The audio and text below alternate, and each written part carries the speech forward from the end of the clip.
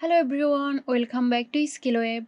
Today, I will guide you through the process of creating a transparent background in Photoshop. So, let's have a look now.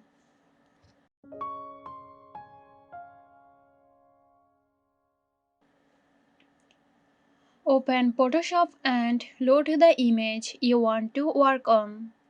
Select the magic wand tool from the toolbar on the left side of the screen. Click on the background area of the image. Photoshop will create a selection based on the color you clicked. If the entire background isn't selected, hold down the Shift key and click on additional areas to add them to the selection. Once the background is selected, press the Delete or Backspace key on your keyboard. This action will delete the selected background. To see the transparency, hide the background layer by clicking on the eye icon next to it in the Layers panel.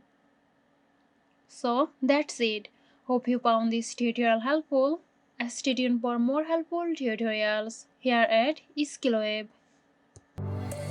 This video is sponsored by Xirosoft. Xirosoft offers graphic design, UI UX design, digital marketing and web development. Elevate your brand with Xirosoft today. For more details, check the description box.